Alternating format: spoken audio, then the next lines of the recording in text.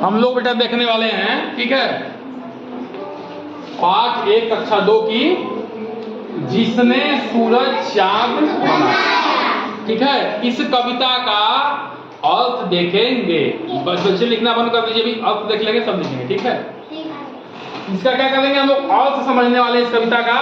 ठीक है, इसके रचयिता है श्री द्वारिका प्रसाद महेश्वरी। कौन है? श्री द्वारिका प्रसाद महेश्वरी।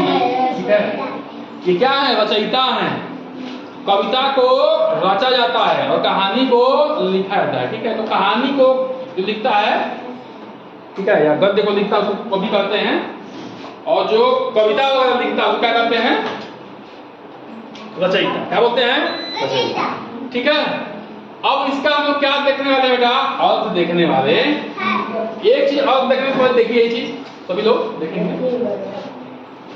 ये आप ही लोग की तरह क्या है? नन्हे मुन्ने बच्चे। ये क्या कर रहे हैं? प्रार्थना कर रहे हैं। क्या कर रहे हैं? किसकी? ईश्वर की, भगवान की। ठीक है, प्रार्थना कर, जैसे हम लोग सुबह में क्या करते हैं? प्रार्थना करते हैं, नहीं करते हैं? हाँ, कौन कौन बिना नहाए प्रार्थना करता है आके? बहुत लोग ऐसे जो बिना नहाए आके प्रार्थना शुरू कर देते हैं। ठीक है, तो बिना नहाए में नहीं आना है, साफ सफाई के साथ यहाँ पे आना। तो ये बच्चे देखो कितना वेल ड्रेस में, साफ सफाई के साथ, नहा धो के बाल झाड़ के, और क्या कर रहे हैं? प्रार्थना कर रहे हैं। किसकी? ईश्वर की, भगवान की। तो एक तरह से एक कविता क्या है? ईश्वर को समर्पित है, प्रार्थना है। ठीक है, क्या है? प्रार्थना है। ठीक है ना, तो जो अपने बच्चे जो है अपने जो है कह रहे हैं ईश्वर से ये बातें। ठीक है, देखिए, चिड़िया, सूर्य, पेड़, पर्वत, नदी, झरना, फूल, ठीक है, ये जानवर सब किसने बनाया है? सब ईश्वर ने बनाया है। ठीक है, कौन बनाया है? ईश्वर ने बनाया है। यही बच्चे कहना चाहते हैं, उसी को हम लोग क्या करने वाले हैं बेटा? समझने वाले हैं। चलिए, अब हम लोग किस पे आते हैं? कविता पे आते। ठीक है, अब देखिए कविता का नाम क्या है? जिसने सूरज चांद बनाया। जिसने सूरज चांद बनाया। ऊपर से लगा है, हल्का दिया। ठीक है, चलिए ये कविता आ गया। ठीक है ना, कविता का नाम क्या है? जिसने सूरज चांद बनाया।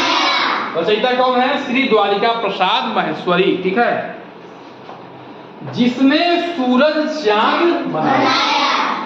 सूरज चांद कौन बनाया है? ईश्वर ने, भगवान है। ठीक है, तो कह रहे हैं कि जिसने सूरज और चांद को बनाया है। ठीक है, सूर्य से हमें क्या मिलता है? प्रकाश मिलता है। ठीक है, सूर्य क्या है? सूर्य के बिना पेड़ पौधे भी विकास नहीं करेंगे। जब पेड़ पौधे नहीं देंगे तो हमें ऑक्सीजन भी नहीं मिलेगा, और हमें ऑक्सीजन नहीं मिलेगा तो हम भी जीवित नहीं रहेंगे। तो सूर्य जो है प्राथमिक सोर्स ऑफ एनर्जी है, उनके बिना ये पृथ्वी नहीं चल सकती। जो पृथ्वी पर जीवन है वो नहीं चल सकता। ठीक है, तो जिसने सूरज चांद बनाया, ठीक है, जिसने सूरज और चांद को बनाया। चांद क्या करते हैं? रात में प्रकाश, चांदनी रात होती है बेटा, चांदनी रात में देखे हो प्रकाश आता है। हालांकि चांद के पास प्रकाश नहीं है, ठीक है, लेकिन ये प्रकाश किससे आता है? सूरज से चमकते हैं चांद, और चांद से चमक के हमारे पास प्रकाश आता। कोई धूप में जाकर शीशा चमकाया है रात में ऐसे, घर में ऐसे हो चमका? हाँ, दिन में जाके वहां से शीशा चमकाए हो तो क्या होता है? शीशा जब चमकाते हो तो वहां का प्रकाश घर में आता है कि नहीं आता है? वही चीज ये चंद्रमा करते हैं, सूर्य का प्रकाश को चमका के हमारे पृथ्वी पर रात में, चांदनी रात में भेज देते हैं। ठीक है ना, तो हमारे घर में कहते हैं कि पृथ्वी पर चांदनी रात हो गई। ठीक है, वही कौन चमकाता है? चांद चमकाते हैं। ठीक है, जिसने तारों को चमकाया। ठीक है, जिसने तारों को चमकाया। तारों कौन चमकाया है? तारों कौन चमकाया? ईश्वर ने। ठीक है, मतलब इस कविता के अनुसार तारों में क्या होता है बेटा? सूर्य भी क्या है? एक तारा है।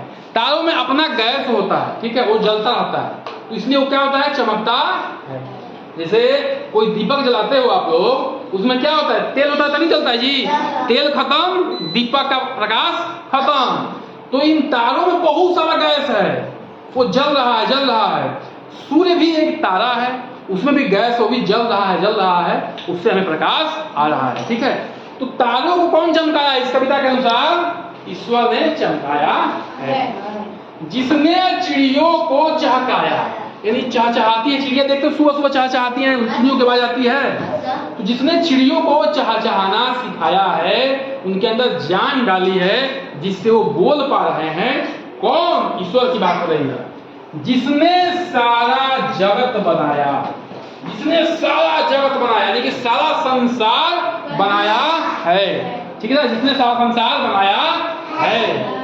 हम उस ईश्वर के गुण गाएं, हम उस ईश्वर क्या करें? गुण गाएं, प्रार्थना करें, उसकी बड़ाई करें, उसकी प्रशंसा करें। ठीक है, कि हमको जो है इतनी सारी चीजें हमारे लिए वो क्या किया है? बनाया है। ईश्वर हमारे लिए इतनी सारी चीजें बनाए हैं। ठीक है, उसे प्रेम से शीश झुकाएं, उनके सामने प्रेम से क्या करें? शीश को, यानी कि सिर को झुकाएं, उनको प्रणाम करें। ठीक है, बात समझ में आ रही है? इस कविता का मतलब है कि ईश्वर ने बहुत सारी चीजों को हमारे लिए बनाया है।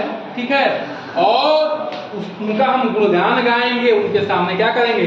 अपना सिर झुकाएंगे, उनको प्रणाम करेंगे। ठीक है, बात समझ में आएगी? समझ में आएगी? चलिए इसको नोट डाउन करिए।